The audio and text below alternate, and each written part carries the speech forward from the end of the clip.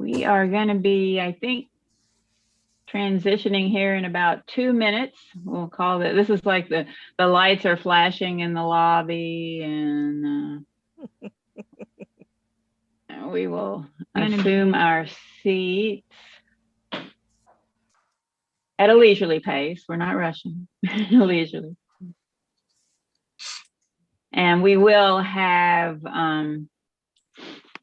a few moments to welcome our new members within the meeting. And we are going to want you to just say hi, maybe give us a sentence or two about why you're here, but that will come during our chairwoman's announcements.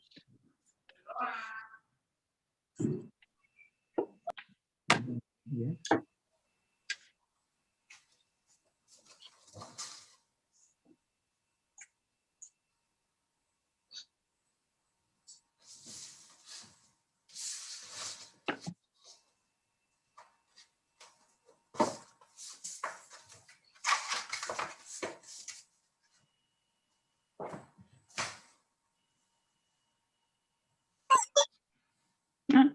Mr. Longville, you've joined us. Yep, good morning. How are you today? Now, I just want to say that I have a reason to believe that perhaps congratulations are in order. May I refer to that later in the meeting? Sure. Yeah. We have a little baby boy, if that's what you're talking about. That is, because I got your out of office message. That's great. We have some other yeah. Great. Yeah. Okay, good. All right, Madam Chairwoman, it appears that it is 9:30. We are streaming live on YouTube, and so you may begin the meeting when you are ready. Wonderful. Thank you, Marianne. Welcome to this virtual MetroPlan Orlando CAC meeting. I'd like to call this meeting to order. My name is Sarah Albadri, and I'll be chairing the meeting today. We also have a team of folks working to ensure this meeting runs smoothly. Today's meeting was advertised on MetroPlan Orlando's website and social media, as well as through targeted emails. Florida's Sunshine Law requires a quorum to be physically present in a room for a government meeting. Governor DeSantis suspended this requirement in an executive order, allowing government boards to conduct business using virtual meetings. The order expired on October 31st, so this meeting is being held in workshop mode. We're gonna start with the Pledge of Allegiance this morning. I will ask, as always, our Vice Chair, Jeffrey Campbell, to lead us in the pledge. Everyone, please remain on mute. Mr. Campbell. Thank you. I pledge allegiance to the flag of the United States of America and to the republic for which it stands, one nation, under God, indivisible, with liberty and justice for all. Thank you, Mr. Campbell. At today's meeting, we'll keep microphones muted unless you've been recognized to speak, and we'll use the raise hands feature to participate in discussion. There are 2 public comment points in the meeting. Members of the public who want to speak will use the raise hands feature on the Zoom screen. If attending by phone, you can hit *9 to raise your hand and request to be recognized. When you're called, your microphone will be temporarily unmuted by staff and will ask you to state your name and contact information for the record. We also accepted comments by email and phone before the meeting. The guidelines for public comment are posted at metroplanorlando.org/virtual meetings. We want this and all future meetings online to be accessible to all. Participants may join by computer, tablet, or phone. If you need accommodations to participate in the future, please contact MetroPlan Orlando. I don't have too many comments today, but I do want to share, I guess, some hope with the infrastructure package that may be coming from the federal government. It looks like, we might be heading in a positive direction pretty soon. We're going to hear a presentation later today from Mike Wilson that will touch on dangerous by design. I think there's a lot of work to be done, obviously, in Central Florida. I also do want to note that the city of Orlando is hiring a new mobility coordinator. So if anyone knows anybody that might be interested in that, I think that's a really powerful position that would help a lot of the work that we are trying to push through. Other than that, we're going to move forward. At the March 10th, I'm going to talk about the Orlando board meeting. At the March 10th MetroPlan Orlando board meeting, I shared with the board the CAC's keen interest in pedestrian safety and some of the questions and concerns voiced at the Best Foot Forward presentation on the agenda. Like the CAC, board members had a robust discussion about the ways the region can do better at supporting people who walk with infrastructure and safety measures. That discussion will continue here, like I said, with Mike Wilson's presentation. The MetroPlan Orlando board also approved a group of appointees to the CAC, and most of them are here today. We also have a new appointee from Osceola County, which makes our roster complete. Welcome to all of you. Thank you. We look forward to getting to know you all better as you participate on this committee. Right now, I'd like to call on each of you to briefly say hello and let us know why you joined us. I'll go in alphabetical order, starting with Mr. Alvarez. Good morning, Madam Chair, committee members. My name is Jose Alvarez. I'm just retired as the mayor of the city of Kissimmee. Served 8 years in office, public office. I've served MetroPlan for 8 years, proudly served 2 years in the Transportation for Disadvantaged Committee for MetroPlan. And I think that out of all the hundreds of committees and boards that I've served, that has been one of the ones that I love the most to attend, because the work is so important. MetroPlan is always doing a great job. I was appointed by the county commission to try to keep me more in the loop, but I always love to serve, and especially MetroPlan, which is such a great organization. And I'm here for any questions from you guys. Thank you so much, Madam Chair. Thank you, Mr. Alvarez. We appreciate your commitment to service, and thank you for being here. We're going to go next to Susan Buttery.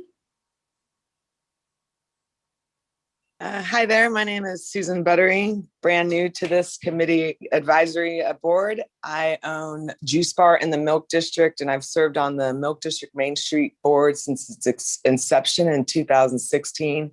And I'm currently the president of the Milk District Main Street. I'm an avid bike rider and walker, and I've lived in Orlando since 1994. And I'd just like to see our roads and sidewalks and stuff become more walkable and bikeable for all the citizens here. Awesome. Thank you so much, Susan. I really appreciate that. The perspective you bring as a small business owner and your work with the Main Street districts. We really appreciate that. I'm going to go next to Maria Cortez, but I do want to double check. Brianna Campbell, is she on? All right. Doesn't look like it. So Maria, go ahead. Hi, everybody. Good morning. I'm Maria. I moved to Orlando in 2010, and then I decided to go to school in DC, and it just kind of turned my world around with the connectivity that I saw in the city. So now that I'm back in Orlando, I really wanted to join something that I could be part of that allowed me to have more community engagement, and also allowed me to get to know more about what the transit community is doing here in Orlando, or at least in the region. So I'm excited to be a part of that. I currently work for a nonprofit immigration law firm, so we're always working with the community. So I'm excited to also just have more engagement, learn more, and just be part of this, and excited to make Orlando. I apologize, the region. My parents moved to 192 a couple of years ago while I was in school, and it's been it's like we've been talking a lot about dangerous roads, and here there's just there's no sidewalk at all anywhere, and I really like the walkability, and it's been hard having to drive everywhere that I go. So I'm just excited to join and be here with all of you guys. Thanks for coming back to your hometown and working to improve it. Really, thank you, Maria. I think David Sabia is next. Miriam, please correct me if I'm wrong, but David, go ahead. Okay, good morning. Thank you very much for recognizing me. My name is David Sabila. I'm new to this committee as well. I'm Orlando native, lived in the city of Kissimmee for a period of time. I enjoyed our time there. We live now in the Horizon West area, and I'm passionate about pedestrian safety, safe, efficient modes of transit that would be made available to everyone, especially on this side of town where we are in a transit desert. We have a lot of, hospitality workers, theme park employees who, rely on getting back and forth to work via their cars and pass through our community on their way to work. and look forward to working with this group to identify efficient modes of transit that could make our roads more efficient and make them much safer for pedestrians and for bikers. I love the crosswalk enhancements that have been going on by the city of Orlando over in the Audubon Park area. I would just like to see more of that kind of enhancement and education of crosswalk safety across the community. And that's it. Thank you so much, David. We're looking forward to your perspective that you bring in the place that you live. All right, and then Carlos, I really apologize. Torre Alba? Yeah, close enough. Yeah, Torre Alba. So Right. it's like Taurus and then Alba without the S. Yeah, hi everybody. My name's Carlos. Yeah, really excited to be in this space and to be serving here with y'all. I grew up here in Orlando off of Boggy Creek and been here all my life. And yeah, particularly interested in equity and in transit, in our transit systems here in Central Florida. And my day job, I also work around transit equity with drivers and also riders. So really excited to be here and to participate in my input and all that. So yeah, thank you. Thank you, Mr. Torre Alba. All right, folks, that was it for all of our new members. I really do want to say thank you and welcome. We look forward to your service and the perspective that you're bringing to our board. This is an opportunity for you to advocate for your communities, and I really want to make sure that your voice is heard on this board. At this time, I want to recognize Miss Marianne Horn of the MetroPlan Orlando staff for our agenda review.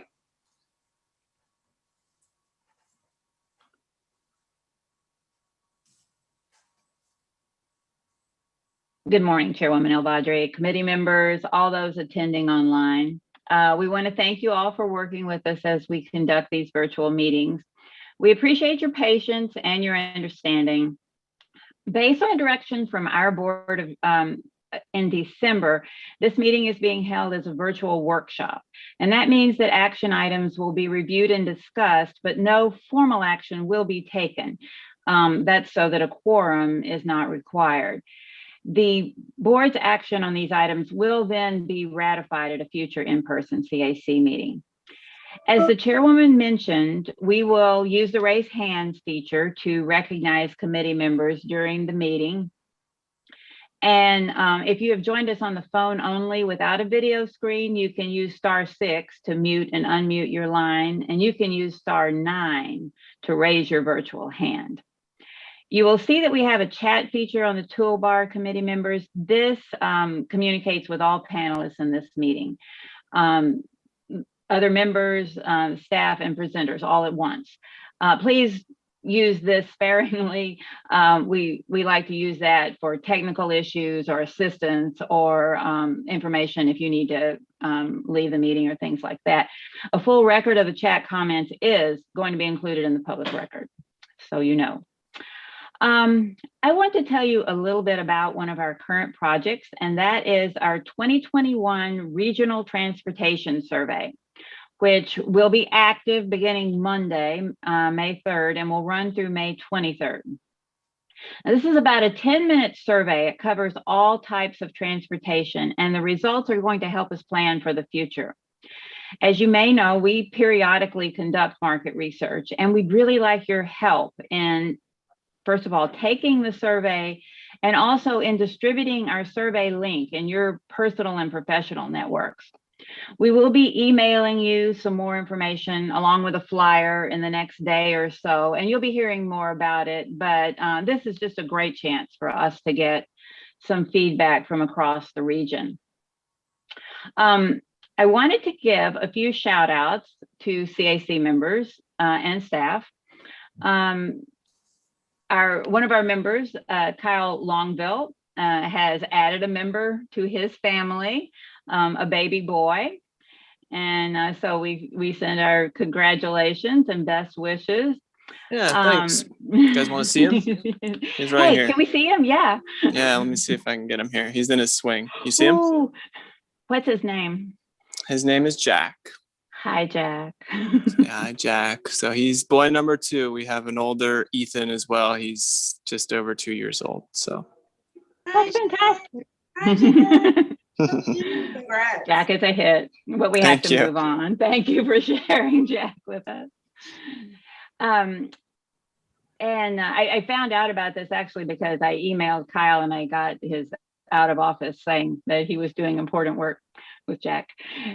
We also have two staffers at MetroPlan Orlando who recently welcomed new family members. Our manager of transportation planning, Alex Trauger, has a new son, and our board services coordinator, Lisa Smith, has a new grandson. So we want to accent the positive when we can, right? Also, I wanted to tell you about two of our members who recently made contributions to advance active transportation in the region. Marissa Salas appears on the cover. She's a cover girl of the FDOT Safe Walking booklet, which is full of tips for healthy walking and safety. It's a nice piece. I can email a link after the meeting. Also, Mr. Douglas Henley has joined the board of Bike Walk Central Florida. Someone's got audio. And finally, I want to add my welcome to all our new CAC members. Thank you for going through the process with us. The echo might be coming from Ms. White's phone. Possibly. All our new CAC members, thank you for going through the process with us. We had some great orientation sessions with the new members. I want to thank some of our current members who also joined us for the orientation sessions and added to the discussions, and we appreciate that.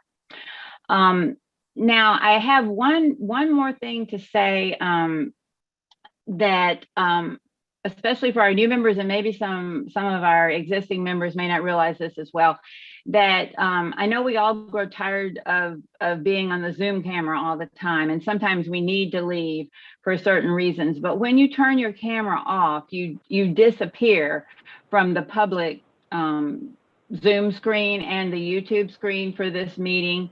And so if possible, we understand there are times you have to leave, but if possible, we'd like for you to stay on the screen as much as you can so that the public can see the members participating in the process, and we appreciate that. And we also understand when that's not possible.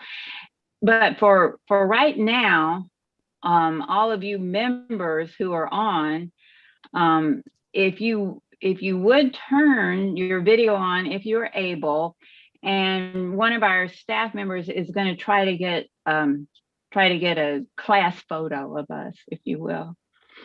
Can everybody do that? And Jack can come too, that's fine. So members, if you can. Okay, I'm gonna 3. Wait for Ms. Mott. 3, 2, 1. Everybody look excited about transportation, and Cynthia will take a photo.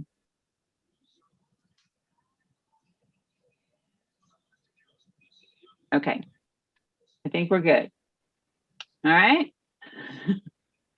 Okay, back to the meeting. Madam Chairwoman, that completes my announcements this morning. There are no changes to the agenda. You will note in the general information that flyer that I mentioned. You don't have it in your packet. You'll get it from me later today if all goes well. Thank you. Awesome. I think we'll move on to Ms. Kathy Golarb to go over the call the roll. I'll ask all committee members to please go ahead and unmute yourselves now for the roll call, and you can go on mute again after your name is called. Please make sure your video is on if possible so we can confirm it's you. You'll find the unmute and video buttons on the bottom left side of your toolbar on the bottom of your screen. Please say here or present when your name is called. Alvarez? Here. Buttery? Here. Brianna Campbell? But it continues to be ongoing. And Jeffrey Campbell? Present. Edmund Sid? Cortez, Present. Council, Eisenberg, El-Badri, Present. Hauk, Henley, Here. Lassard,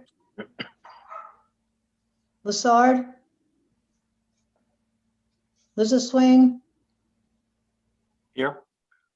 Longville, Here. Mormon, Mott, Present. Mueller, Here. Peters, Present. Ingram, Present. Rumpf, Here, present. Savidra, Salas, Here. Shaw, Here. Sabila, Present. Torrealba, Present. Webster, Here. White,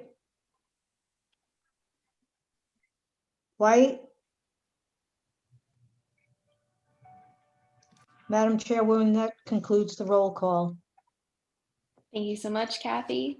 We will now hear public comments on what we normally call action items, but in this format are items for review. These are items for review and or discussion.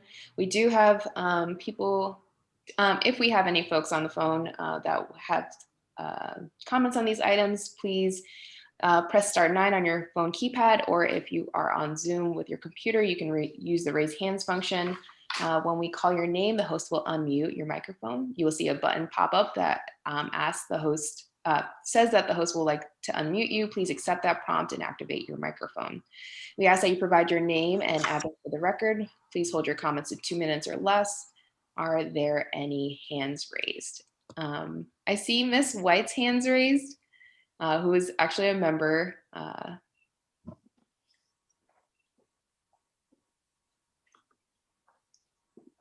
And she might just be responding to roll.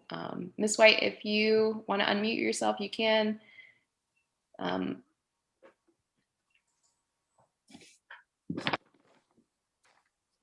Marianne, do we have any public comments related to our discussion items?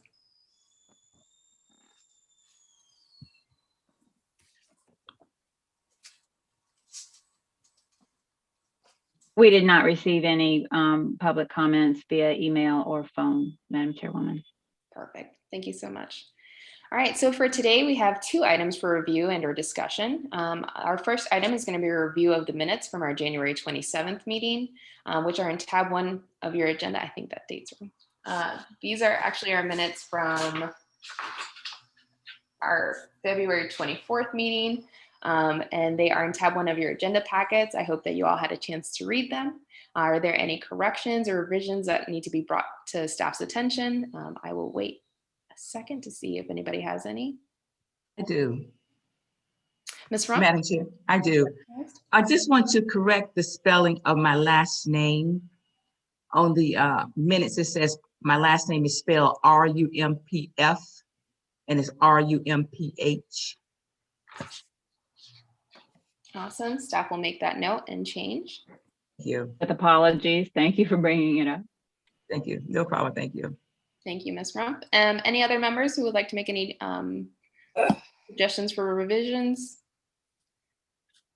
Seeing none, I'll take a motion to accept the minutes with the revision to Ms. Rump's last name. Motion to accept, Madam Chair. I have a motion from Mr. Shaw. Do I have a second? Second, Madam Chair. Thank you, Ms. Mott. All those, seeing no, well, we already had discussion, but all those in favor of accepting the minutes from our past meeting? Aye. Oh, sorry, I forgot, folks. Workshop format. That's right. We're in workshop format. I went straight into our meeting, but those revisions will be made, and at a future meeting, we'll do a formal approval. Thank you all. We give you 1 month off and you forget the flow.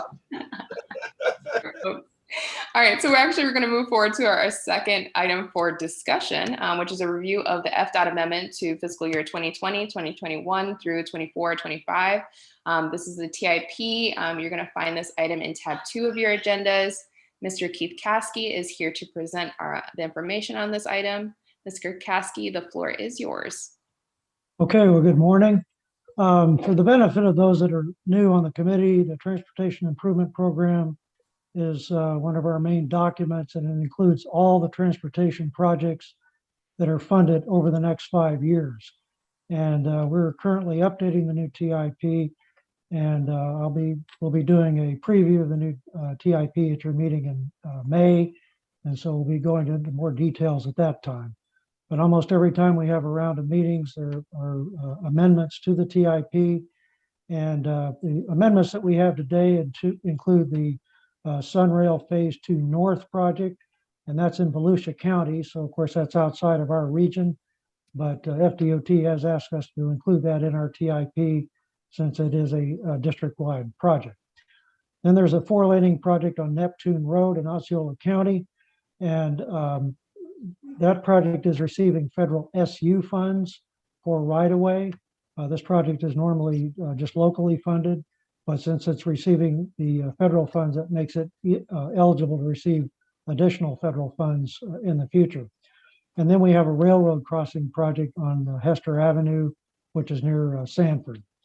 And as the chairman said, or chairwoman said, you all have the information on that in your agenda packets. So with that, I'll open it up for questions.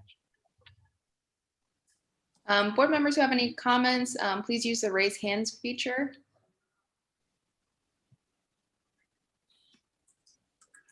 Or you can just ask to be recognized.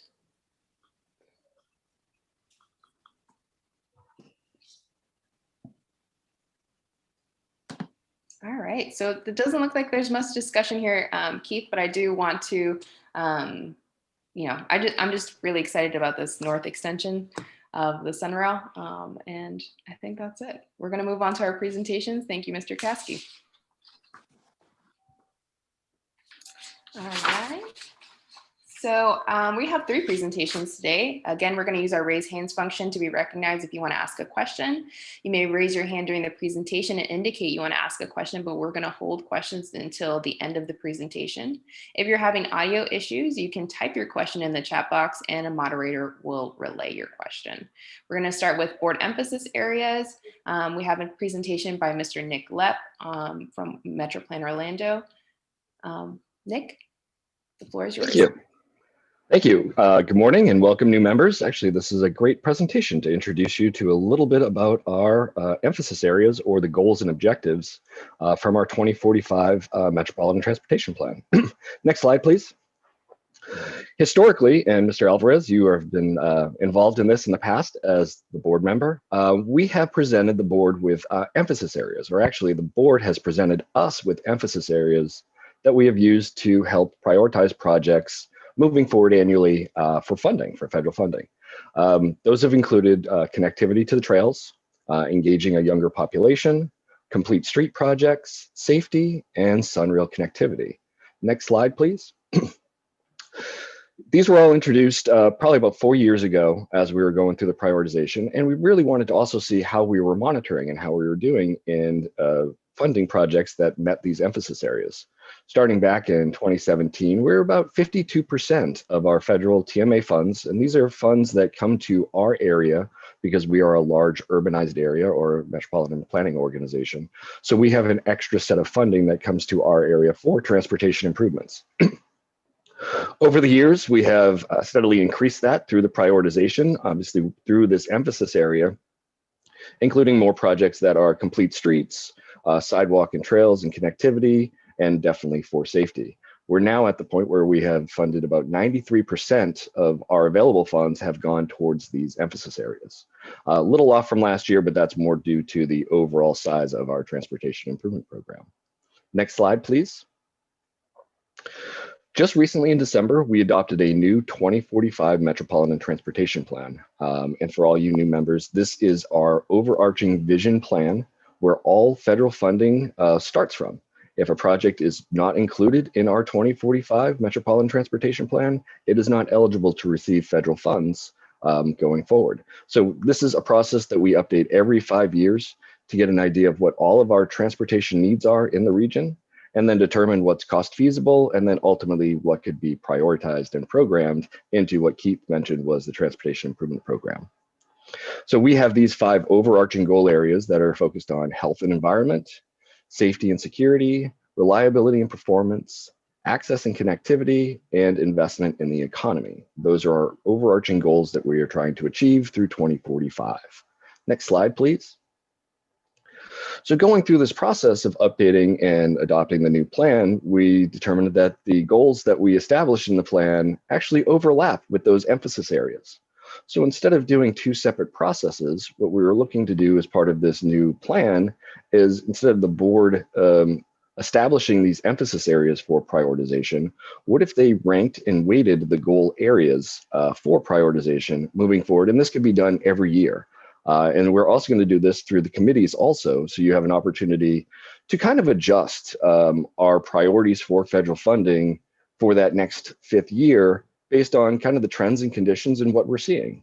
Obviously, with the latest results coming from Dangerous by Design, and really over the past couple of years of our region having being ranked pretty high on that safety danger index, safety has been a priority. This is a way for the committees and the board to add specific weighting, maybe possibly to safety in this round, over some of the other goal areas, and that way some of those projects could be prioritized that way. Next slide, please. So these are all of the performance measures that are attached to each goal from our Metropolitan Transportation Plan. The way the prioritization works is each one of these performance measures is worth a point. The more points received, the higher that project will be ranked and obviously push forward towards prioritization. What the weighting will do will add a little bit more emphasis to, say, a safety and security goal and the numbers that come out of those 4 performance measures, or if, say, investment in economy was the target or the goal of the committees and board at the end of it, those performance measures would be ranked higher as we went through the prioritization process. Next slide, please. So as we were going through the update of the plan before adoption, we asked this question to the public and wanted to see where they may have more emphasis in the goal area. What we found is during the plan process, they were weighted all pretty equally. So we stuck with a flat weighting when developing that cost feasible plan. So all those projects that we've identified that have a reasonable chance of being funded between now and 2045 all have that flat weighting. But this is something that we can work towards and adjust, and we're going to give you the opportunity to tell us where you want to see more emphasis as we get towards the end of this presentation. Next slide, please. So we also did this pre and post pandemic, just kind of curious to see where people's sentiments were before the pandemic hit, as we were looking for guidance in developing this plan. And at that time, access and connectivity was the hot topic, as well as investment in economy, safety and security, and health and environment was actually one of the lower ranked ones. Post pandemic, you could see where some of those have shifted. So this is where we will look at annually how things are tracking. We will be producing a Tracking the Trends report, which will look at all of our transportation statistics and trends and present that to the committees, and then allow you to decide how you may want to weight these goal areas as we go forward in prioritization. So next slide, please. We have also just dropped a survey link within the chat option. So this is going to be a little bit more of an interactive meeting for everybody. If you could take out your phones, I know usually we don't ask you to do that, and take the survey. This is kind of a drop and drag exercise where you can tell us what your top goal area would be, and which one would you rank first and which one would you rank last. It doesn't mean that the last ranked goal is going to be dropped. It just means that we will add more emphasis to your first ranked goal. This was presented to our technical advisory committee members. This is all being done offline. We don't have a live kind of survey scrolling, but we will come back to you and let you know what the results were. And we're planning on summarizing the results and letting the board hear these before they take the survey and ultimately adopt what our weighting criteria would be going forward in this prioritization.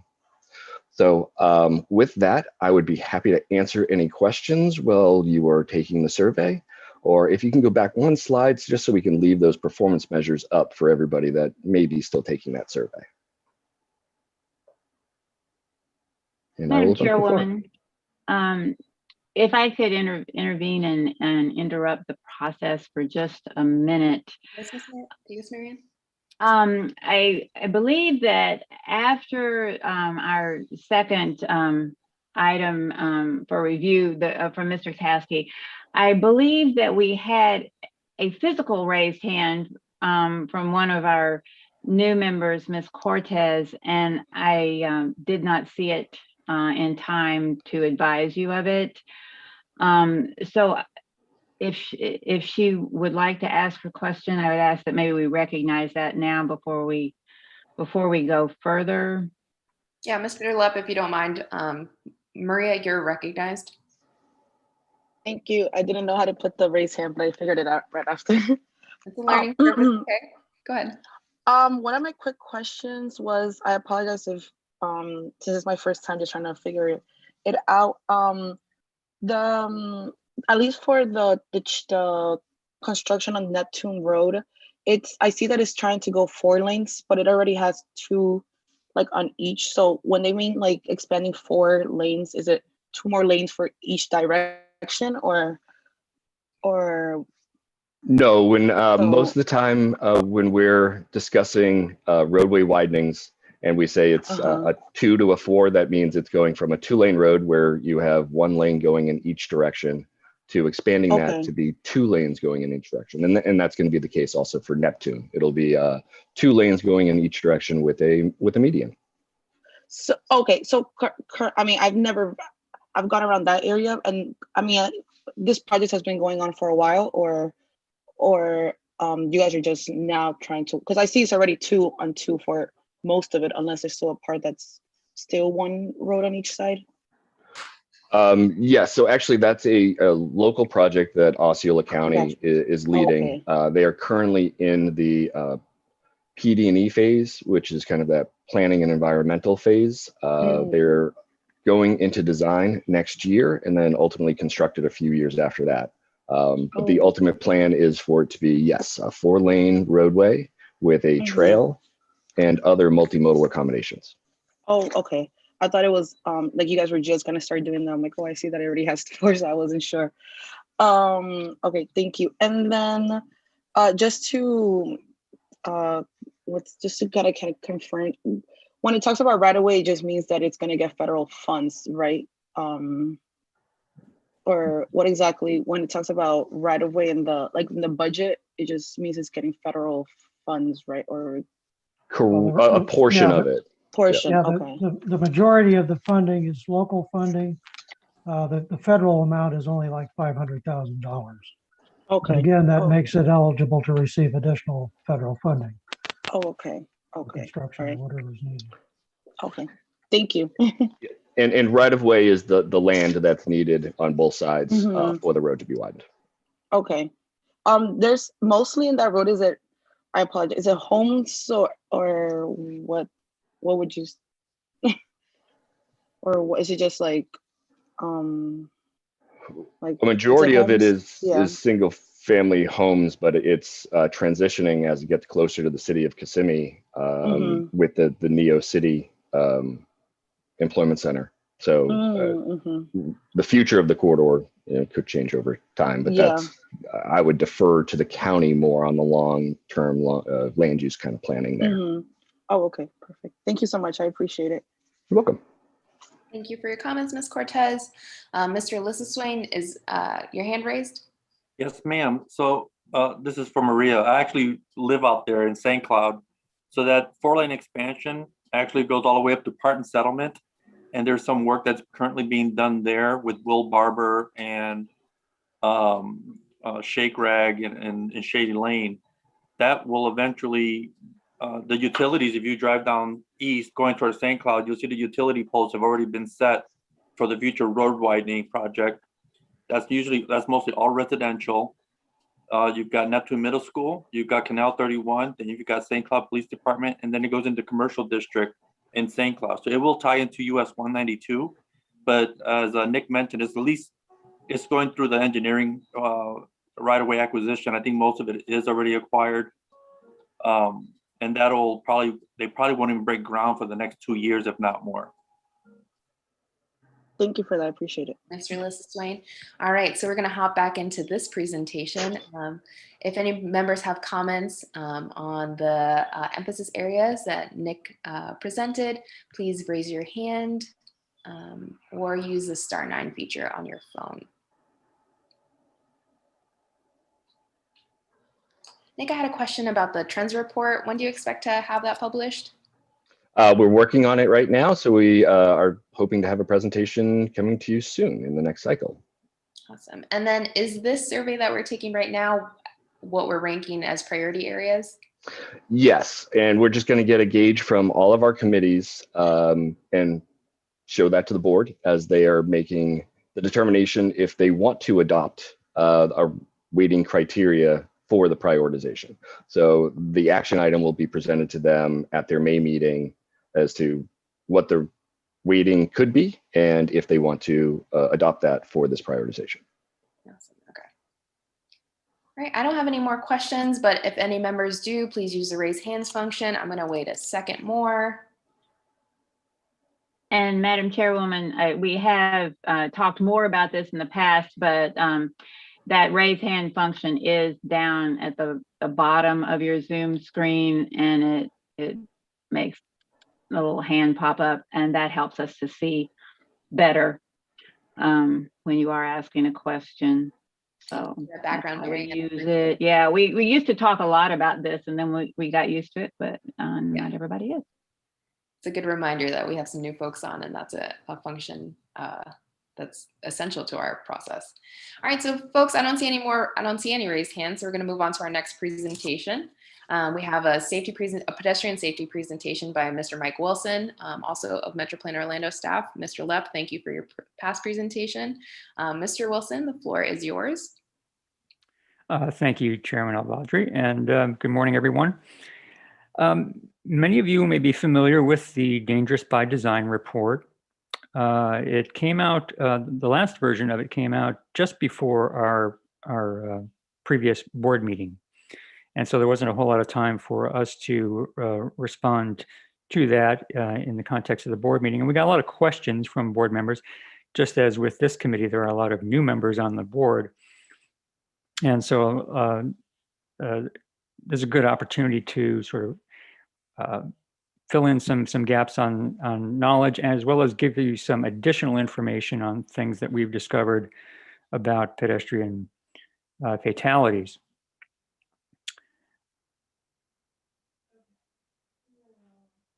All right, let's see if we're,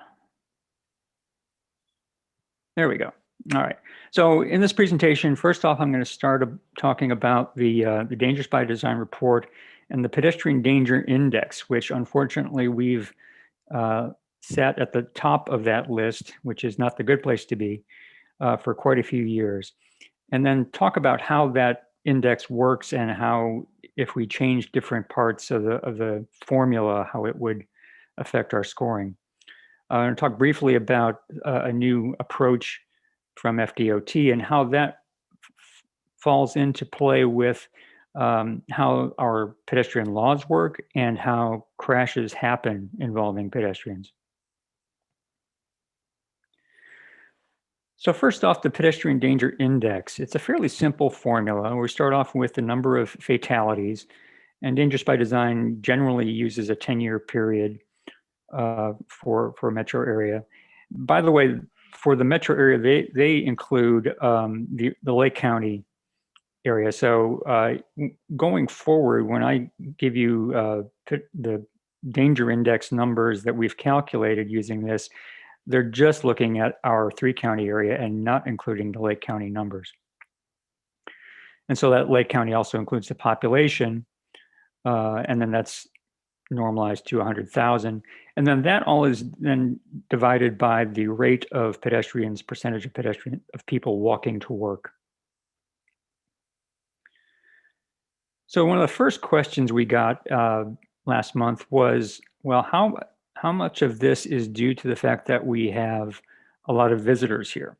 Well, we have roughly 200,000 visitors in Central Florida on any given day, at least pre-COVID. And if we applied that to the calculation, it would have reduced our pedestrian danger index by about 9%. Not a whole lot in the big scheme of things. But it's also important to look at the crash side of things. And a number of years ago, we looked at this in detail, and what we found was that the vast majority of pedestrian fatalities involved people who live in the area. As you can see here, only 4% lived outside of Florida, and we didn't have any during that 2-year period of 12 and 13 that were from outside the country. So most of the people who are hit as pedestrians are people who should be familiar with our road system, how the traffic laws work, et cetera. Now, another way to affect the pedestrian danger index would be to change the number of people who are walking to work. If you increase the number of people walking to work without increasing the crashes, then you would have a lower index. Well, we actually did see an increase of about 20% over the past 10 years. And you're going to see these groupings of 2011 through 13 and 2017 through 19 throughout this presentation. We have very detailed data on crashes from those years. And so we can get a good sense of what's been happening over the past decade, safety-wise. So you can see here that with a 20% increase in walking to work, most of which is probably happening in the downtown Orlando area, we still ended up with a 15% increase in the pedestrian danger index because our crashes went up. If we had doubled the number of people walking to work, it would have resulted in a reduction in the danger index, again, assuming that we didn't have a crash increase. But it's reducing the fatalities itself that will get you the biggest impact on that index. And you can see here from, if we reduce them the same 20% from an average of 60 in those first 3 years down to 48 in the last 3 years, that we would have a 42% reduction, which is quite significant. The Florida Department of Transportation has just released their new highway safety plan, and they've included introduced a new approach in safety, which they call the safe systems approach. And this comes down from federal highway as well. And the key point in this is understanding that humans make mistakes, right? And particularly when you have a vulnerable human being who's outside of a vehicle, you know, the potential for serious injury, of course, is quite high. So how do we make a system that is going to account for those mistakes rather than just dismiss them? And how do we minimize the amount of human injury? And so to do that, we've got to look at the factors that come into play with crashes. And for pedestrian fatalities, it's the behavior, which is failure to yield, either on the part of the motorist or the pedestrian. Darkness, which makes it difficult, obviously, for a driver to see a pedestrian. Also makes it difficult for pedestrians to judge the approach speed. A distraction, which is becoming an increasing issue with devices. And then impact speed, which is the really big thing that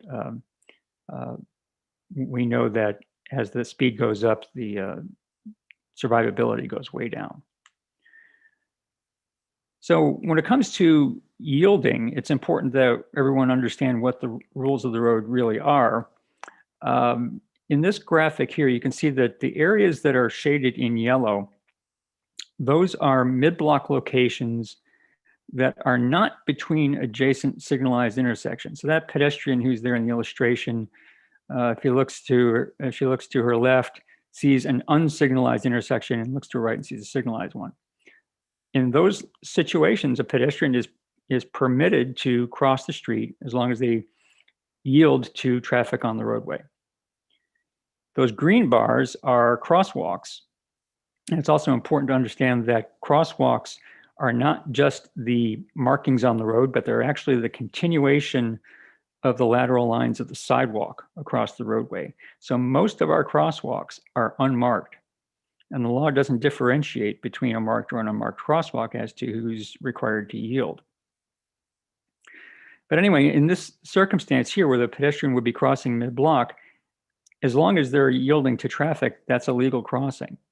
It's often called jaywalking, but the problem with that word is that people use it to apply to legal behavior like this, as well as to illegal behavior such as crossing against the light at a signalized intersection.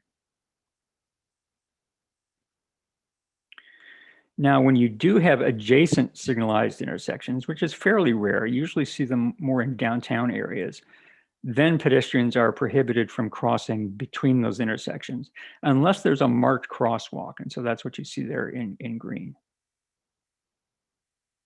But this is a fairly rare circumstance.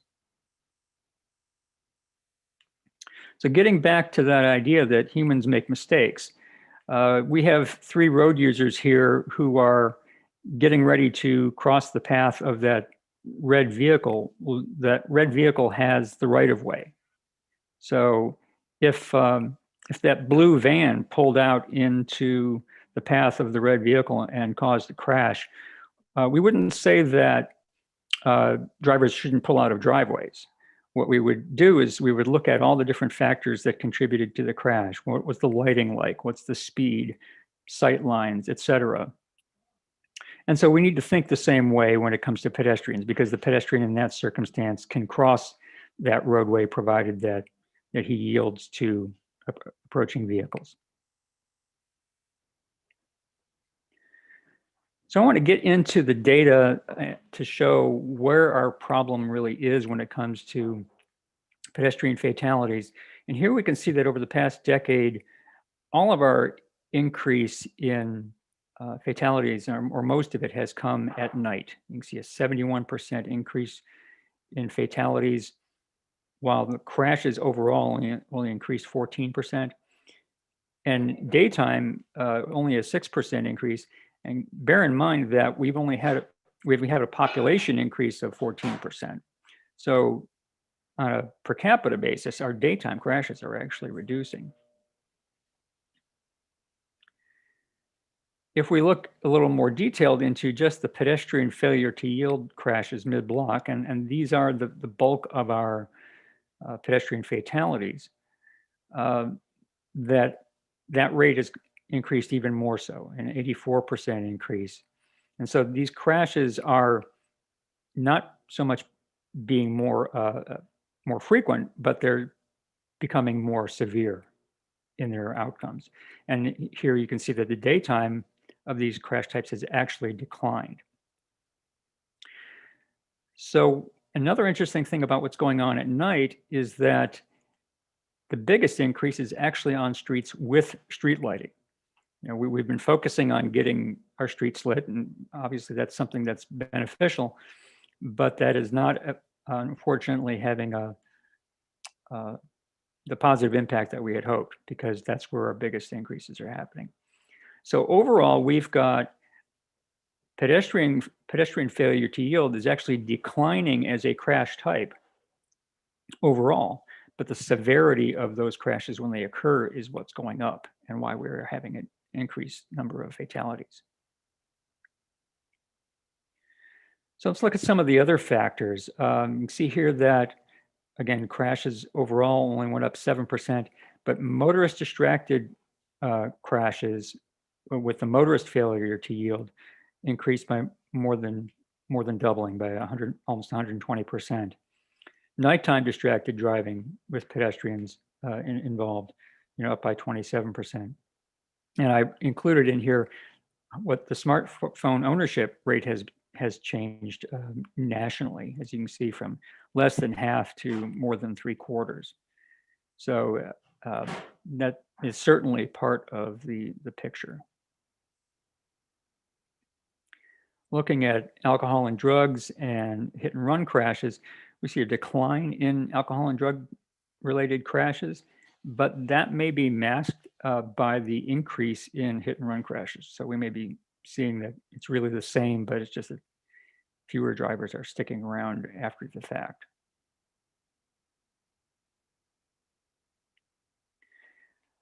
The other thing we want to see is how are we doing when it comes to motorist yielding to pedestrians?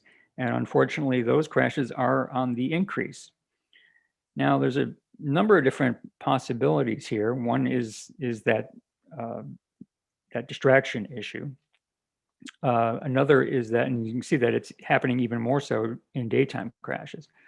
Another is that pedestrians may actually feel a little more confident these days. You know, we've been doing a good job of getting the word out through Best Foot Forward about right of way and driver yielding. But unfortunately, what we're not seeing the outcomes. Another possibility is that officers may have a better understanding of who really has right of way in these crashes, and we might be seeing a different assignment of fault, more of it being assigned to the driver rather than to the pedestrian. So to kind of distill it down, you know, it's darkness and speed that is our big problem combination. That you can see here that 82% of our pedestrian fatalities for pedestrians crossing the road happening at night, and 82% also happening on roads posted at 40 to 50 miles per hour.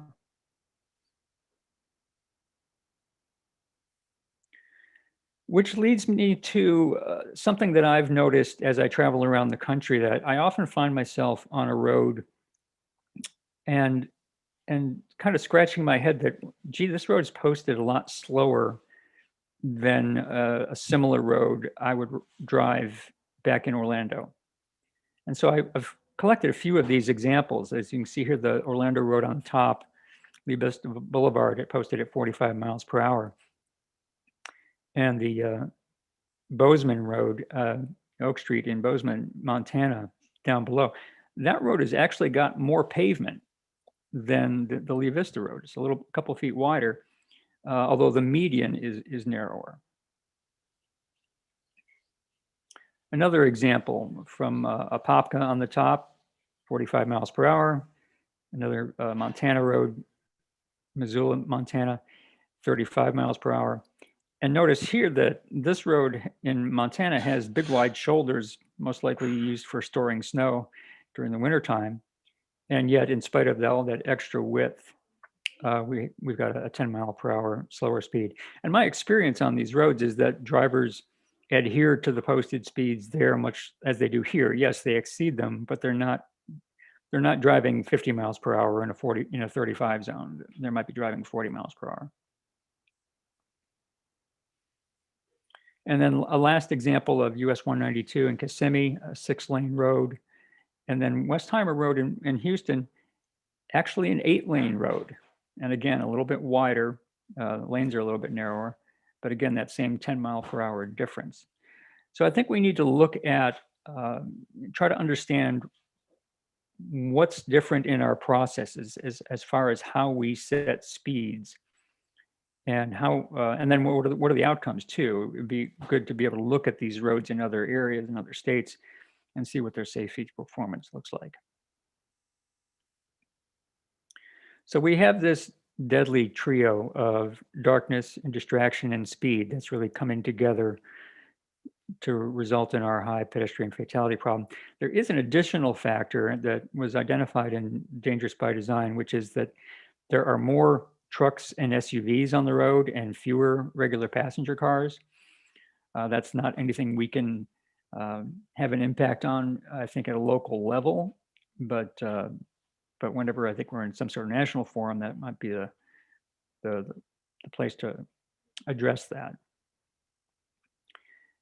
But if we're going to address this issue of nighttime and speed, well, there is a solution for this, and it's used at least in one place in Florida. I've seen some other locations in other parts of the country, but down in the Florida Keys, there is a 35 mile per hour nighttime posted speed. Now, it's to protect the endangered key deer on Big Pine Key. But you know, they're basically having the same problem that human pedestrians are, which is they can't judge the speed of approaching vehicles, and the drivers can't see them very well, and we end up with a fatality. So how about we could do the same thing for pedestrians on our own local roads? Something to look into. So that concludes my presentation. I'll be happy to take any questions from the committee. Awesome presentation, Mr. Wilson. We really appreciate it. I'm going to go straight to Hector. You're recognized. Thank you. Mr. Wilson, great presentation. I know that you and I served on a couple committees in the past with the community traffic safety teams when we used to have them. And I used to head up the West 192 redevelopment project, which was actually a beautification project and also a pedestrian safety project. For those that want to remember or don't want to remember, it was like one of the top pedestrian fatality stretches of road in the state of Florida some years back. So when we did that redevelopment project, one of the things we did was we truly engaged the 3 E's, education, enforcement, and engineering, in trying to minimize the number of pedestrian fatalities out there and the design. One of the other things we did for a couple of years, I did all the crash data for Osceola County. And every year, we took all the crash reports from the city of Kissimmee Police Department, Florida Highway Patrol, and St. Cloud Police. And we identified the top 20 pedestrian fatality locations. One of them is still out there, I believe, is US 192 and John Young Parkway, still a major issue. But the other was Columbia and John Young Parkway. And through our research and our study, we found that a protected left phase made a huge difference in that area, because a lot of the people that were trying to catch the light were catching pedestrians that weren't yielding to the motorist when they had the green light. So do we have something along the lines of maybe the top 20 in the 3-county area that we focus on? Is that something that we currently have? Yes, so we've done this first off through our pedestrian and bicycle safety action plan. We identified a number of high crash corridors for pedestrians and cyclists, and we've been working that plan. We've been trying to focus a little bit more on local roads through that plan as opposed to the state roads. But then as a follow-up, we've been working with the state, and we have a consultant on board doing detailed analysis on many of those state corridors and going beyond just pedestrian safety, just looking at safety overall. But speed is a big part of that discussion and how we address that. That'd be a great thing to get if we ever get that, or we get something put together and get it out to the team, so we can talk to our local government bodies and see what else we can do at the local level. The other thing you mentioned was the Texas, the different speeds at night and day down in the Keys. Texas has that currently on their major their state roads, and it's actually very effective. Having the nighttime and the daytime, it takes a little getting used to for the drivers, but I think it's a great idea. That would be, yeah, if you could get us any additional information, I'd love to look into that. Yeah, Texas has it on State Road 10 and 35. Are those interstates, or are those they? Are interstates? Those are interstates. Okay, so we're looking for how we can do this on like arterial streets. Oh, I think that would work perfectly. Mm-hmm.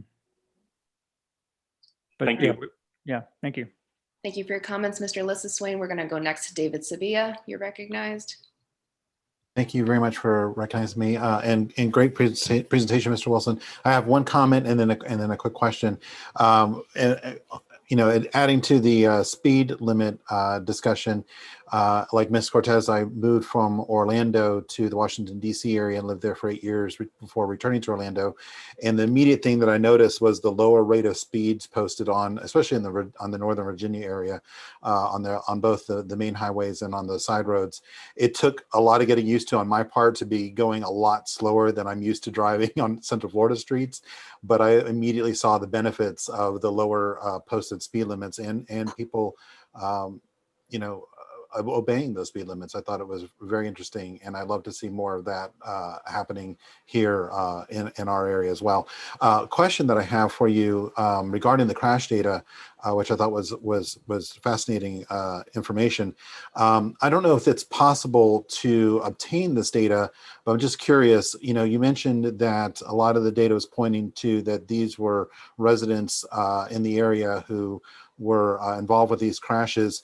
Is there any way to have collected data saying whether or not these were new arrivals to the area? Maybe they weren't as familiar with our streets, maybe in the areas where they moved from, had different markings, different pedestrian safety rules, different traffic safety rules that they hadn't become adjusted to yet in our area, that may have contributed to those crashes, since Orlando is a very much a very transit, transplant based community.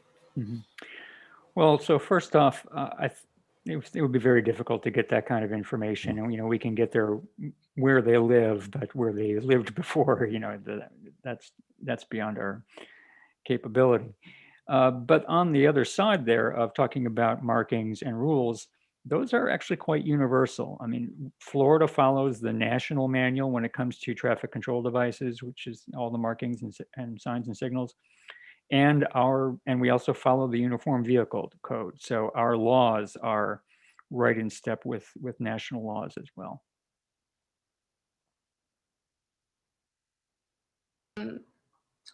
Ms. Rump, you're recognized for your comments. Thank you so much. Thank you. Great presentation, very good information.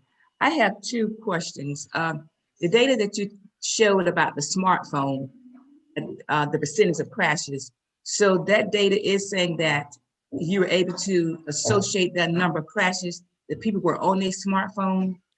And then the other one is, can you go back to the slide that showed about the block crossing?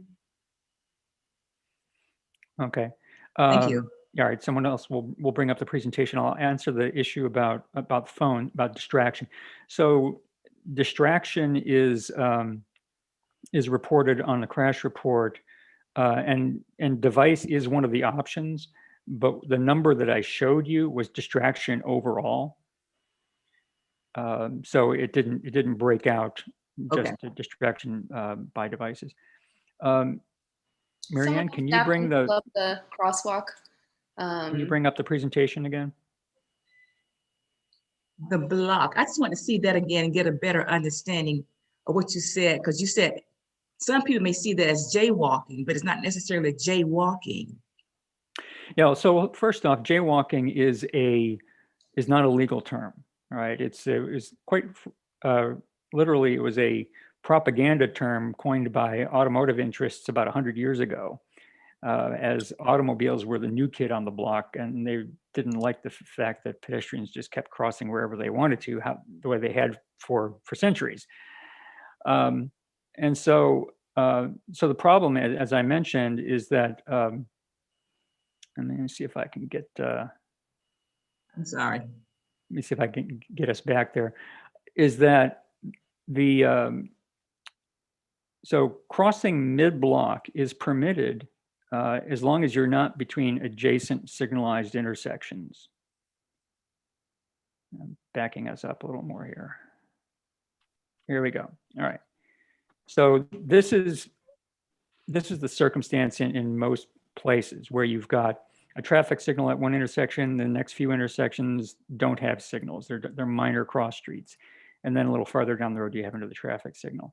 So in that circumstance, pedestrians are permitted to cross mid-block as long as they're yielding to traffic on the roadway. Now, if the pedestrian is crossing at a crosswalk, whether it's marked or unmarked, they can't just step out anytime. I mean, they do have to make sure that it's possible for the driver to yield, but generally speaking, the driver has to yield to the pedestrian who's in a marked or unmarked crosswalk, irrespective of whether they're facing a stop sign or not. Now, if there's a traffic signal, of course, then it's a traffic signal that determines who yields and who has right of way. Okay, thank you. I see the difference now in this slide and the next slide. Right, and then here is where the pedestrian is prohibited from crossing mid-block. So if there were not a mid-block crosswalk here, the pedestrian would have to go to one of the two signalized intersections to cross. Okay, thank you. Awesome. Sure. Thank you, Ms. Rump, for your comments. Ms. White, I think you're going to close us out for this presentation. You are recognized. Thank you. And yes, this was a very informative presentation. And I actually had to look up the terminology for jaywalking. coming from Washington, D.C. and living in other places as Pennsylvania and traveling to New York, I remember moving to Florida, and if I saw a pedestrian mid-block, I would say, what are they doing? Why are they jaywalking? I would have hit you because you're not in the crosswalk. So I actually just Googled it and I dropped the chat in there. So this is information for me, understanding that pedestrians can cross mid-block, which makes sense to me as a driver to look out for them. So is there anything when we move to Florida and you have to turn in your Washington, D.C. or your Maryland driver's license, which many of us talk about how we've lived other places, maybe when they give us that, you know, welcome to Florida, Disney is here, the beaches are there, please be mindful of our state laws or pedestrians. Maybe there needs to be something when we convert our tags and our license when we move to Florida, because I'm seeing, and I know Mike had mentioned their uniform codes, but there's a culture in other places where we live where whether it's a turn on right, turn on left, Pennsylvania, you can actually turn on left. So when I was here, I would wait for the oncoming traffic to turn when I have the right of way in Pennsylvania, but it's a whole different culture here in Florida. So maybe the education piece could also be when transplants move here to say, hey, be mindful of our pedestrian and driver laws when you turn in your driver's license. Well, I mean, again, as I mentioned before, the laws are the same. Now, you know, and even the left turn on red is permitted if you are on a one-way street turning onto another one-way street, which is fairly rare around here. But yeah, the pedestrian laws are no different here than in all the other states. There are some minor tweaks, but nothing of real consequence. But if you're used to driving in an environment where every intersection is signalized, then you may be used to pedestrians not crossing mid-block because it's not that far for them, perhaps, to get to the nearest intersection, to get to the nearest signal. But here, where the nearest traffic signal might be a quarter mile away, it's just not practical for pedestrians to go to the next signalized intersection to cross. That's a good point, because we think of, you know, New York blocks and Washington, D.C. blocks versus right. Florida. You know, yeah, good point. I didn't think about that. Good point. Yeah, these mega blocks are different. So we are running short on time, and we do have a new member who has raised her hand, and I think this is a really important issue. So Maria, you're going to be recognized for this, and then we're going to move on to our next presentation. Go ahead. Thank you, Mr. Russell. Thank you again as well for the presentation. That was really informative. I just had a question. Recently, in the past month, someone from my high school actually was passed away near Colonial and Goldenrod because of a hit and run.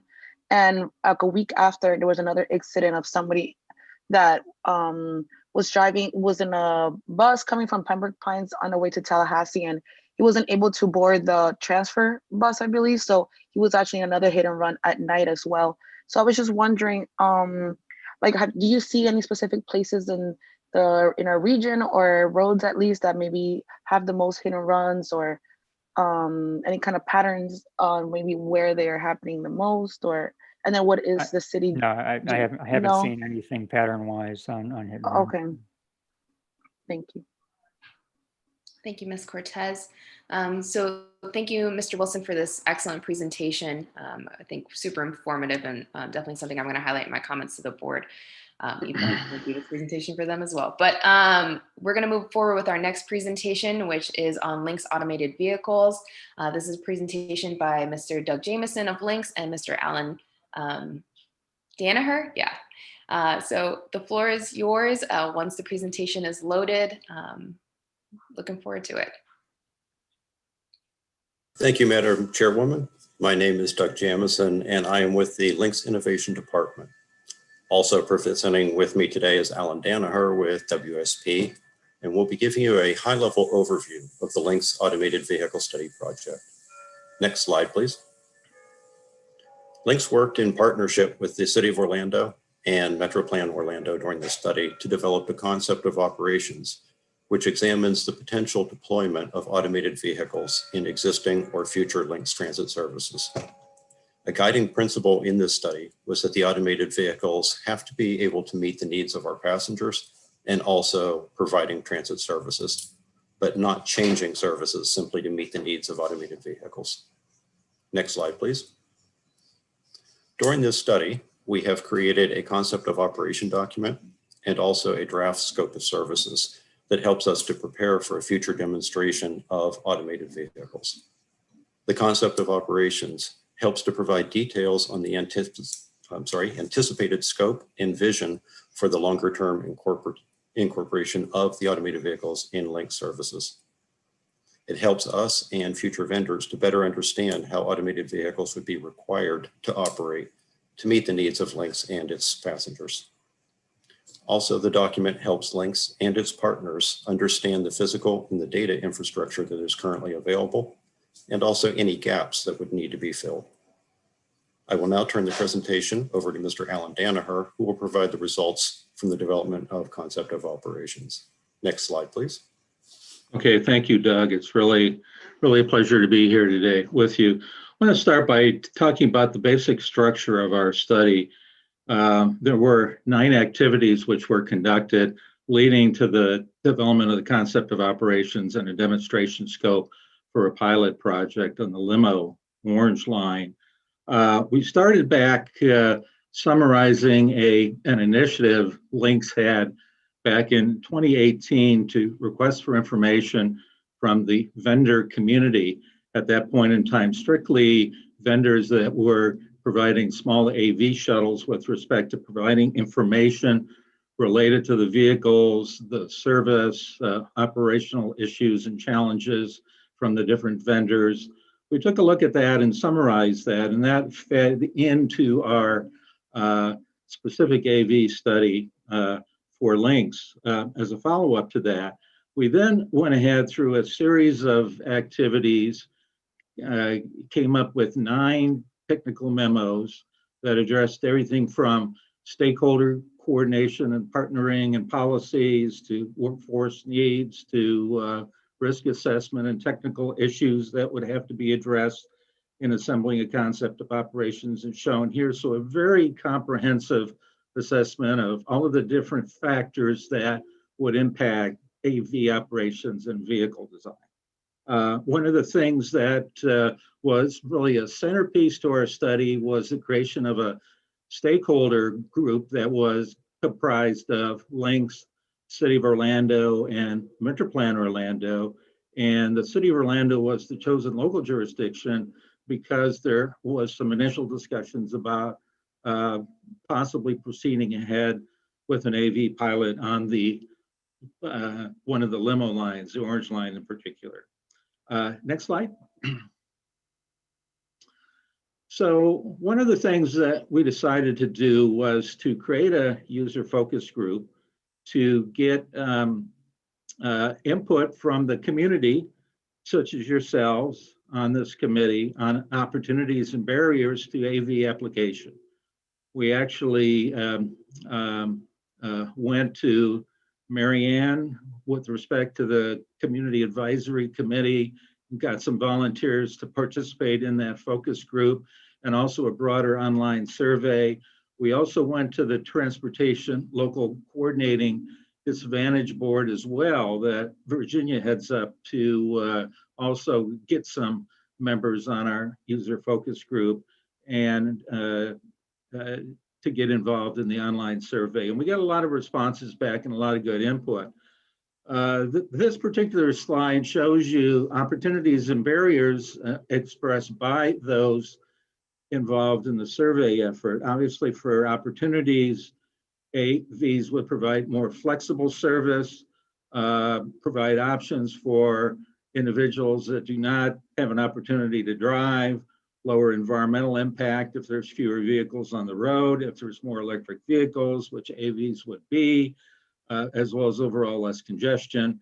But on the barrier side, on the flip side, concerns were expressed if there was a fully automated vehicle with no operator. Obviously, issues with respect to getting out of the vehicle if there wasn't an operator on board for certain individuals, as well as securing themselves within the vehicle. It was also an untested technology, obviously, relatively at this point in time, even though there's a lot of research and a lot of pilot projects proceeding ahead, and then issues of security and wayfinding as well as barriers. Next slide. So one of the things that we wanted to do was to get input from the users on how they would apply the service, would they use the service if it were available, an AV service. And through the survey, 90% of the responses thought that limo would be the best fit out of all of the link services to be applied as an automated vehicle operation, or one of the segments as such. This is followed by Disney Direct, primarily because of the tourists associated with that, and NeighborLink as well. On the flip side, 60% thought that Access Links would never be a good fit for service by automated vehicles. Obviously, that relating to the disabled community and the added challenges and needs associated with the accommodation of those user types for trips. But 70% overall responded that they did agree with the statement that overall the use of automated vehicles in public transportation would help them, that they would be willing to try it. Next slide.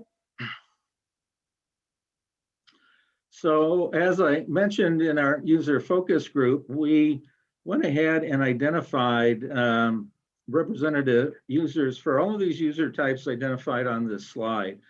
You know, in addition to the typical user, you would have the elderly, you would have various disabled individuals, visually impaired, hearing impaired, cognitive impaired.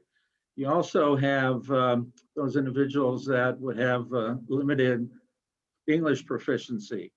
Also, small families that would have children or larger carry-on items for others, all of whom have to be accommodated. Again, the intent is that Links wants to look at, if they move into an automated vehicle environment, obviously being able to accommodate in an effective manner all user types. Next slide.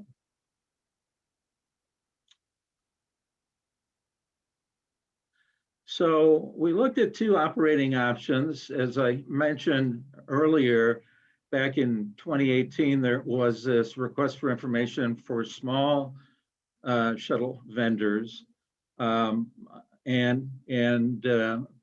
know that the technology is available. There's multiple vendors that are in place. There's multiple pilot projects around the country. There's even a couple of permanent installations operating at this point in time. But there's operational issues tied into small vehicles in terms of charging, and then the speed differential with other vehicles. Small AV shuttles to date have only been operated at a speed range of about 10 to 15 miles per hour, whereas regular transit service operates, at the speed limit on certain roads and all that. So there's a speed differential there. So replacing a local bus with a small shuttle, but there's a 20-mile-per-hour speed differential, obviously that has a big hit on travel time. So that's an issue, which would suggest that maybe small AV shuttles get more focused on first mile, last mile service, circulator service, and the like. We also looked at a retrofitted existing vehicle, which in the future, as the technology evolves, would allow you to either within the design of the vehicle or to add to a vehicle through a retro kit, the technology to automate a full 40-foot bus.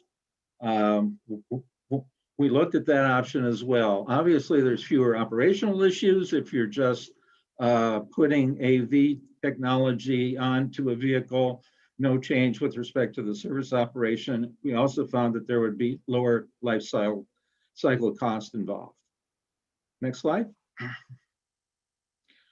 So as I mentioned, our scope had in it the creation of a demonstration scope to potentially do a pilot project within the limo system.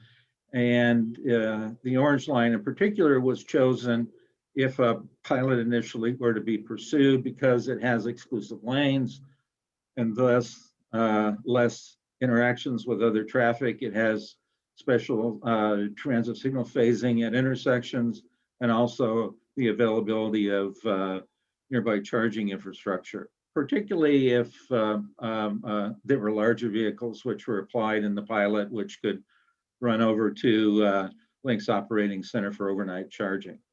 Next slide. So this table gives you 3 options on how we evaluated an AV pilot on the Orange Line. The first option would involve taking 3 small shuttles, AV shuttles, and interspersing them in between the larger 35-foot buses that Lynx operates today on the Orange Line and see what the impact would be. The second option would be keeping all of the larger buses operating in service, but adding to the back, so to speak, of the service, either 1 or 3 small AV shuttles and looking at that impact versus retrofitting one of the 35-foot buses and identifying what the impact would be on that. So this slide shows you what the current Orange Line operating costs are, about 1.7 million, and what the cost would be if you were to institute a 1-year AV pilot, its operating costs for the 3 scenarios, and hence what the total operating cost would be over a 1-year pilot period. Now, in addition to operating costs, we also had identified the need with respect to infrastructure costs, in particular signal system and communication modifications in downtown Orlando, tied back to the City of Orlando Signal Control Center, as well as the Lynx Dispatch Center, with respect to being able to operationalize an AV pilot with those features. And that total, the estimate there was slightly under $500,000. So you would have to add that to these costs as shown here with respect to a total cost to operationalize a 1-year pilot. Next slide. So with respect to overall AV pilot benefits, one of the reasons for doing a pilot initially was to really engage a local community with respect to partnering with Lynx and obviously the public education on impacts and utilization and the like. Certainly obtaining enhanced testing and evaluation strategies and impacts. Certainly from the service itself, increase safety and efficiency. Long term, if a permanent service were to be implemented, certainly economic development benefits with respect to reduced off-street parking, other impacts, as well as lower operating costs. But again, as Doug had mentioned, the goal here is to provide the AV services to meet all of the user types, not only at certain elements. So that was critical to recognize as we moved ahead and finished off this study. Next slide. So there's also a potential broader application in the future. AVs could be integrated into the broader Lynx fleet related to different services, again, pending the level of AV development over time. And this includes circulators, more lines on the limo system, perhaps looking at an AV operation for the Kissimmee circulator in downtown Kissimmee, looking at application of new first mile, last mile mobility services that are provided, NeighborLink, as well as line haul services. And by line haul services, I'm talking about local bus routes, such as the service operating on US 1792 connecting Winter Park with Orlando and those types of services. So tied into each of those services, there's an evolution over time with respect to the vehicle applicability, and then obviously the cost feasibility of of applying AVs would have to be evaluated related to any type of service application. Next slide. We also looked at potential funding sources that looked at federal, state, and also project specific by federal, looking at federal grants, looking at formula funds, the new RAISE program that is surfacing at the federal level, replacing the BILL program, as well as looking at perhaps partnering with the state. FDOT, as you know, is moving ahead, partnering with the University of Central Florida to implement a AV shuttle within the campus there. Certainly opportunities for FDOT to partner with MetroPlan and local jurisdictions to move ahead and actually get some state funding to put into one or more AV pilots and permanent installations beyond UCF. And also there could always be the possibility of a vendor coming back to the table like they did in 2018, but in this time offering to provide AV operation at a lower cost to a local jurisdiction. And certainly that would be an option as well with respect to having the minimal amount of impact with respect to public dollars needed to do that. Next slide. So finally, conclusions and next steps. The future AV direction at Links will involve funding partnerships. Links provide services requested by the funding partners. Links is not looking to push this service ahead without really partnering with the local jurisdictions from the community to see that there's an interest, there's a need to move to this technology over time, not for the whole link system, but for, let's say, a portion of the system over time. And there would be an incremental implementation over time. But again, moving ahead with the pilot project initially, we concluded as we finished up the demo scope and the coordination with the city of Orlando related to a pilot project on the Orange Line that there still needs to be the identification and availability of dedicated funding to move ahead with a pilot there, as well as if in the end you wanted to test the retrofitting a larger bus, there would have to be AV technology advancements that could delay a pilot project anywhere from 3 to 5 years with a larger vehicle. So with that, that ends our presentation. Any questions? Thank you, Mr. Jameson, Mr. Danaher. We have one hand raised currently from Mr. Sabia. Go ahead. Thank you very much for recognizing me. Terrific presentation. I'm very fascinated with the automated vehicle, where we can go from here with that technology. It's amazing. A comment and then a question for you, gentlemen. I appreciated that you were talking about the first mile, last mile connectivity as another application for this. I would love to see, a pilot program maybe extended to Sunrail to extend that type of connectivity for commuters who may, be able to park in a remote commuter or ride share lot and be able to take this, tram into the station, and then on the other side be able to catch this tram from the station to a business district or office park. I would love to see an application for that as well, just to extend the effectiveness of Sunrail. But question for you, you had talked about the accommodations for all different types of riders, which I thought was completely brilliant, to be looking at all needs across the board. Are there any other programs that you are monitoring, Beep out in Lake Nona or anything, who have been able to effectively accommodate these types of riders who, have those language barriers or, physical needs that you mentioned? We have been able to work with different vendors, also the community. We've been very active with the Federal Transit Administration, feeding information up to their projects for research, along with other national entities like engineering communities. and manufacturers. We've had a lot of discussions with Beep, and they have actually wanted to have a lot of dialogue with us to gain our perspective on a transit service, because it's not something that they're used to. What we're seeing mostly is, at least in initial stages, accommodations are met through a driver on board. So while the vehicle is automated, there's still a driver on board in case something goes wrong, and that driver is meeting those accommodations.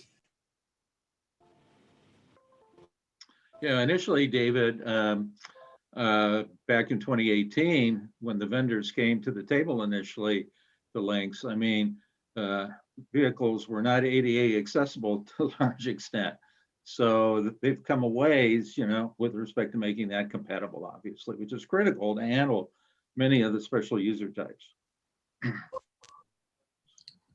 Yeah, thank you very much for the information. And a barrier I'd like to add on to that are just hesitancy of getting on a fully automatic vehicle. I would be nervous. I appreciate the programs where there may be still a physical person on board just to assist and just provide that comfort of, hey, I'm still here in case something goes wrong. But thank you, gentlemen, very much for that information. Thank you, Mr. Sabia. Ms. Cortez, you are recognized. Everybody again. So as we move towards AVs and just smart cities, when it comes to this, obviously this is in the long term kind of thing. When it comes to employees that might be displaced with the changing technology, like, do you guys see any within this program or any other program, maybe partnering up with UCF or any other colleges in the region to maybe provide those employees with useful skills that they can still maintain maybe employment with links, that they can still serve and then not be displaced by the changing of the increasing of technology? That was actually part of the study, is what is the effect on the workforce, along with how can we help our HR department understand hiring people today who will have these skills in the future so that they are able to be trained to understand, to know where we're going. Our intent is not to displace workforce with this. In fact, our current direction is we would still have that presence on the vehicle, whether it's automated or not, because there are so many things that are done by what are currently the driver position that have nothing to do with steering the vehicle. So Alan had mentioned in their safety, would customers feel safe all by themselves on board a vehicle without a links representative? If they have questions, if they have disabilities. So we're also working with FDOT and MetroPlan to make sure that some of those skill sets are in the marketplace. In the future, these technologies, are we going to be able to train mechanics? So we have to have that in the tech schools so they know how to get these skills. We actually put together, as a part of our workforce needs analysis, job descriptions on for the operator on the vehicle, with respect to marketing personnel, with respect to maintenance, what added skills would be needed, you know, and associated training with respect to moving into the AV environment. So we actually got down pretty detailed to having some job descriptions put together for some staff, with the intent, obviously, to retrain existing staff to the extent possible. Thank you, Ms. Cortez, for your comments. I don't see any other hands raised, but I'm going to leave a moment here for anybody else to add comments or questions. All right, seeing none, I just want to thank Links and their consultants, WSP here. I think always for looking so much into the future, but you know, with the resources that they have, trying to figure out how to make it work. I hope we see more funding for Links and projects like this, but also I do want to recognize the equity pieces that you are always focused on. Thank you so much for that, and thank you for this presentation. So that wraps it up for today's presentations. I'm going to move on to just general information, which is found in tab 5 of your agenda packets.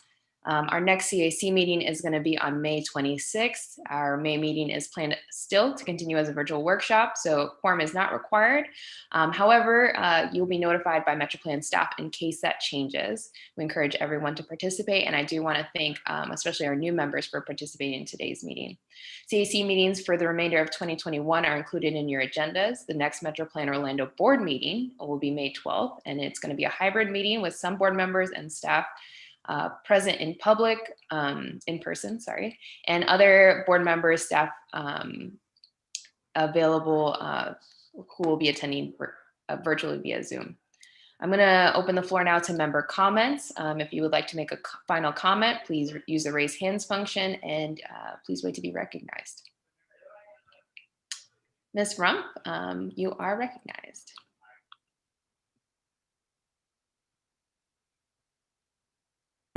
There we go. Thank you very much. A great meeting this morning. I just got a quick question, and maybe you can answer it or direct me to the department where I need to get the answer from. Clare Corner Court Road and Powers Drive is a busy intersection. It's based as a residential area, and I got stats from MetroPlan of the accident that occurred in 2019 and 2020. So what is happening is they're getting ready to build a commercial building on that corner of Clare Corner Court Road and Powers Drive. We're concerned, the residents concerned about the flow of the traffic. Would there be a traffic study for that intersection? And with that business coming there, how can we get a traffic study? And we're concerned about the coming in on that business on the Powers Drive and entering and exiting on that corner. You know, just recently on Clare Corner Court Road down to Gaymar, only about 2 miles from the intersection, there was a major crash here where 5 people lost their lives, unfortunately. But primarily, I'm just focused on Clare Corner Court Road and Powers Drive. How can we get a traffic study there before that building is operational? I think this is a great safety question for MetroPlan staff. And I could, Eric does relate to Eric. I could possibly address some of that. Thank you. Usually before development goes in, local governments will have a traffic study before it's approved. So in that location, it's probably Orange County, and I bet you there will be a traffic study and analysis done for that development that could probably be shared. So how do the community know that one has been done? How can we follow up on that? That's a good question. I will have to defer to, I'll check with Orange County and see about the traffic study for you, and then about how some of that information can be shared. Okay, I think I have your information, so I will follow up with you. Thank you so much. Thank you. Thank you for your assistance, Mr. Okay, Rump. Ms. Rump, thank you for your comments. Mr. Pigram, you're recognized. Oh, I'm sorry. Actually, Jeff, if you don't mind waiting a second. Marianne, did you have an announcement? I actually do. I thought that I would model the raise hand instead of busting in again, but I didn't want us to leave without knowing that another one of our new members has joined us in the course of the meeting. And so Maria Fernanda Saavedra is with us. I'm not sure if she could turn her camera on or say hello, but I did see her come into the meeting. And she's on the list. There she is. There she is. Absolutely. Thank you. Good morning, everybody. Yes, I'm sorry I was a little bit late. I was in the middle of another meeting. I am just, my name is Maria Fernanda Saavedra, and I work at Lighthouse Central Florida. And I love to be part of this meeting. So I'm just in the process of learning and grasping all the concepts, and your presentations were really amazing, very informative. So you soon will be hearing from me, like, questions and comments, and in the process of learning, I'm just, listening and paying attention to all that you have to share. Thank you so much. Thank you, Maria. We really appreciate you joining us this morning. Mr. Pigram, you're recognized for your comments.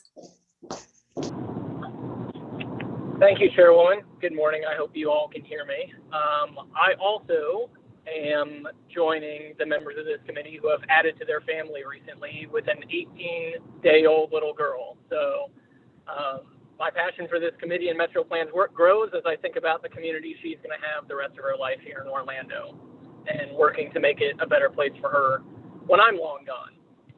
So, but other than that, I wanted to bring up, for those on the committee who may be new and not aware, as a multimodal advocate, one of the projects I've brought up before that is a long-term massive capital investment is the private company Brightline has continues to build the Orlando Airport station as part of their intercity rail service, serving 3 stations in South Florida. Recently, that company has also approached the Orange County Commissioners to propose that their extension to Tampa potentially be utilized not only as an intercity rail service with express service to Disney and Tampa and other potential entities in between, but also as a commuter rail corridor. That is currently being implemented in their South Florida corridor right now, where they're filling in what I'll call gaps. And that commuter type service is being supplemented somewhat by federal funding because that corridor had been previously studied in South Florida for commuter rail service well before Brightline. So it was part of their long-term transportation plan. So the reason I bring this topic up, I would ask that the fellow board members and the leadership consider that right now Brightline is in discussions for their new corridor to Tampa, potentially having commuter service in additional to intercity rail service. They are currently discussing it with Sunrail leadership, and I believe, I'm not sure how much more of a broader presence the greater FDOT leadership is in, but I don't know that MetroPlan has a presence.